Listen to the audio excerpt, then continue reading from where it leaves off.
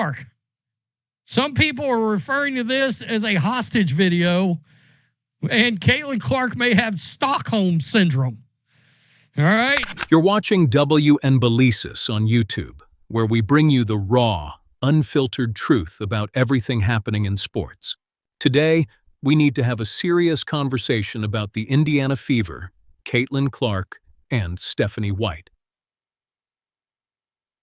And yes, it's officially June 1st, which means Pride Month has begun. We'll get into the huge controversy surrounding that later because the Indiana Fever are taking an absolute beating online right now. Fans are hammering the organization over its Pride Month messaging and what many see as a complete disconnect from the audience that helped make this team one of the biggest stories in basketball. But before we get to that situation, we need to talk about some comments Caitlin Clark made that have left a lot of people scratching their heads. Believe it or not, some people online are already calling this press conference clip a hostage video. Others are joking that Caitlin Clark has somehow developed Stockholm Syndrome. Now, for those who may not know what that means, it's when someone starts defending the very people who are making life difficult for them. And according to many fans, that's exactly what this press conference looked like. Clark got in front of the media and spent a considerable amount of time defending her head coach, Stephanie White. Now let me be clear, there is absolutely nothing wrong with being professional.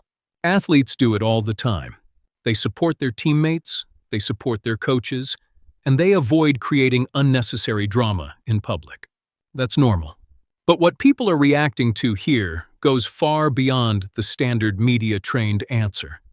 For a lot of fans who have spent months defending Caitlin Clark against criticism from every direction, this interview was difficult to watch. When you sit back and listen to everything she says, you start asking yourself what exactly is happening behind the scenes. Is she simply trying to keep the peace? Has she accepted the situation she's in? Or is she just waiting for the right opportunity to eventually move on from what many people view as a dysfunctional environment? The truth is, none of us know. And I've said many times before that I never expected Caitlin Clark to publicly attack the organization or openly criticize her coach. She's simply too professional for that. But there's a big difference between staying professional and delivering a full-scale defense that completely contradicts what many fans believe they saw with their own eyes. There's a nearly 6-minute clip making the rounds online right now, and while I'm not going to play the entire thing, there's one section that has become the center of attention. In that clip, Clark explains that the situation was simply two competitive people wanting to win basketball games. She says emotional moments happen all the time in sports, and that many people on television or in the media think they know what's going on inside the team when they really don't. Then she delivers the statement that sent social media into overdrive. She says, "I ride for Steph. I ride for these girls. Steph has my back more than anybody."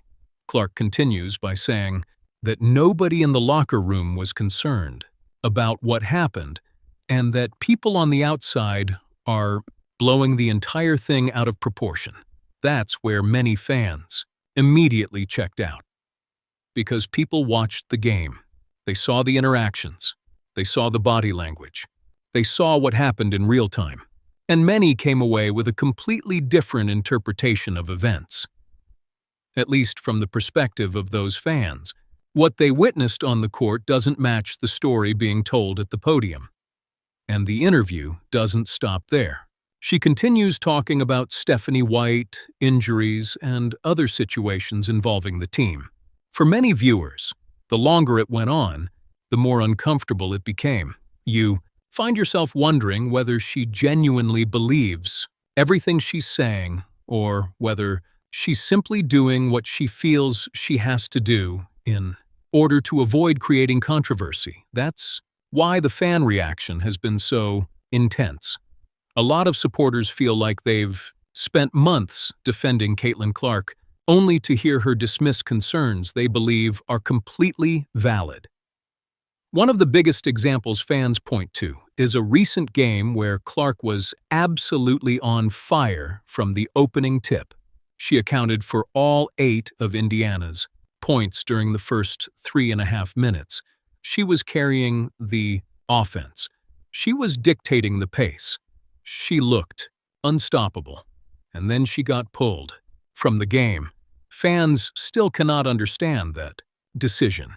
From their perspective, she was the only thing working offensively, yet she was removed while in rhythm. Shortly after that, Portland took control and eventually ran Indiana out of the building. That sequence has become a major talking point among supporters. So when Clark says this is simply 2 competitive people trying to win games, many fans just don't buy it. They hear her say that Stephanie White has her back, but they continue seeing decisions that make them question whether that's actually true. As a result, frustration continues to grow. Some supporters are joking that she looks like someone reading a prepared statement. Others say she needs to stand up for herself because critics are going to attack her no matter what she does. The biggest issue is that her most loyal supporters are becoming exhausted. One fan wrote that they're tired of spending every day defending Caitlin Clark online. Another said they feel like they're fighting harder for her than she's willing to fight for herself. Whether that's fair or not, it's a sentiment that's becoming more common, and that growing disconnect between Clark and portions of her fan base is impossible to ignore. Another criticism that keeps coming up is accountability. Fans point out that Caitlin Clark is usually the first person to take responsibility when things go wrong. After tough games, she talks about areas where she needs to improve. She discusses mistakes she made and ways she can become a better player. But many supporters are asking whether that same level of accountability exists elsewhere within the organization. They argue that the team does not do enough to maximize Clark's strengths. They point out that Indiana runs fewer actions designed to free her up than many other teams around the league. They complain that she often has to work much harder than necessary just to get quality scoring opportunities. They also believe that when questionable calls are made against her, the coaching staff rarely pushes back in the way fans would like to see. Because of all that, supporters are becoming increasingly frustrated. They look at what's happening on the court, then they listen to Clark defend everything in public, and the 2 pictures simply do not match in their minds. That's why so many people keep asking the same question. What exactly is going on behind the scenes? Some fans believe she's simply trying to maintain professionalism and avoid creating unnecessary drama. Others think she's playing a long game and understands that publicly criticizing the organization would only make her situation worse. Then there are those who genuinely believe she's becoming too accepting of circumstances that are holding her back. Whatever the answer may be, one thing is obvious. A significant portion of the fan base is confused. And that confusion has now merged with another major controversy surrounding the Indiana Fever. Let's talk about the Pride Month post. The organization shared a graphic celebrating Pride Month with the message, "Be proud, be you, love is love." Almost immediately, the comments section exploded. Now, regardless of where anyone stands politically, there's no denying that the reaction was intense. Thousands of people flooded the comments with strong opinions. Some supporters posted images of the American flag and said it was the only pride flag they recognized.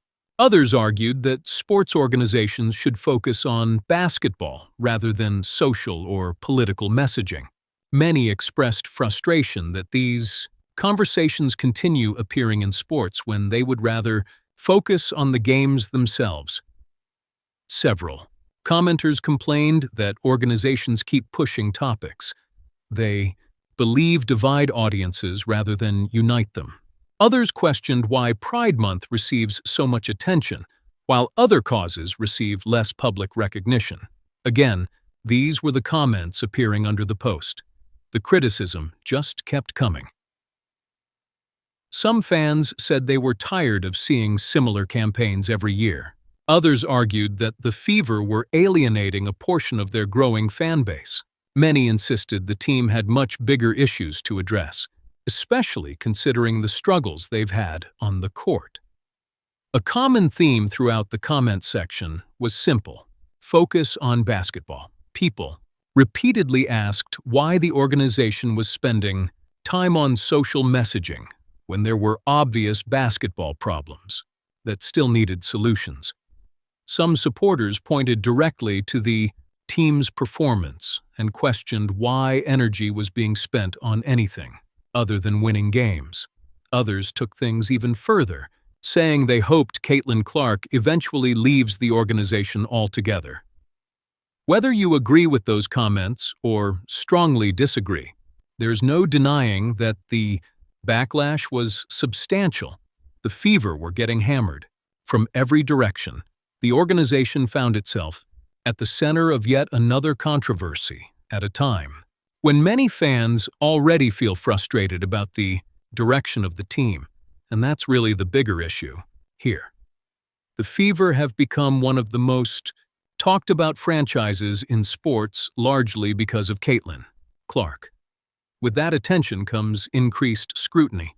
Every decision gets analyzed. Every comment gets dissected. Every social media post generates debate. That's simply the reality of the situation now.